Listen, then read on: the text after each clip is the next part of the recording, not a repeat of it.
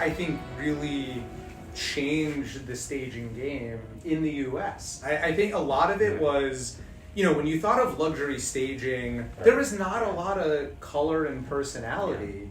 And, before you came along, I'm not saying there wasn't anyone in the U.S. doing this, but really... Yeah, you're making some very bold... But you have. You should do my PR. I know, but I think, when we work, I think when a lot of people think of staging, that's what they think of, right? Because that's what they see maybe on a show on Bravo, or something like that. Yeah, I think, at the end of the day, there is a sort of like a very standard perception of it, this like HGTV-ification of like buying and selling property, and that has its place, that has its market. There's nothing wrong with it, but we're talking about, we'll just like broadly say Manhattan real estate to encompass like Manhattan, Brooklyn, Queens, all of that. Yeah. There is such a wide cross section of buyers, price points, and at the end of the day, everyone's goal is to make more money. And in order to do that, and in order to increase that return, in order to attract more leads, you have to create something really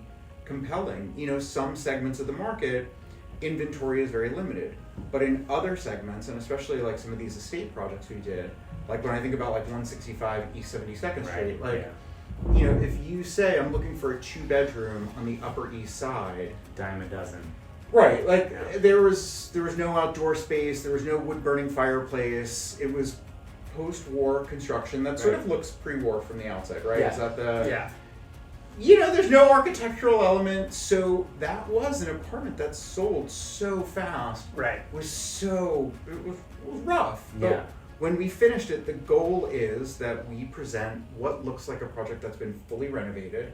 So a buyer walks in and sort of thinks like, okay, now I know what this looks and feels like. The other part of it, which I think is the most important, and I know this because I've bought an estate sale apartment, not everyone knows what they're going to do for a renovation and how they're going to renovate it.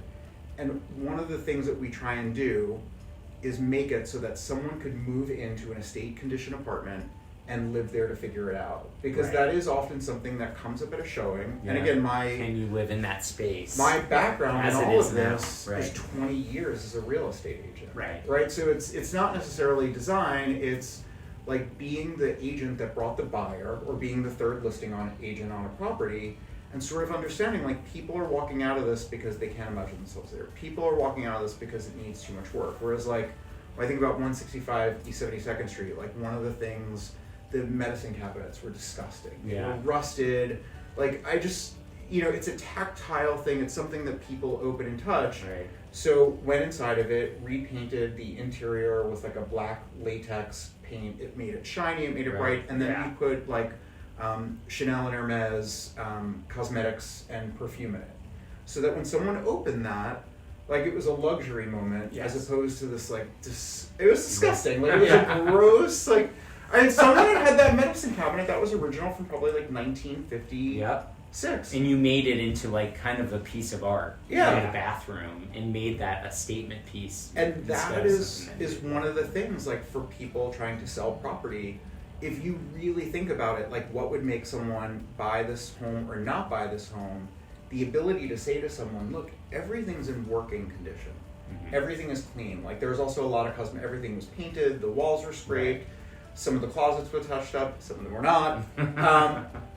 But everything was made so that someone could move in and live with it.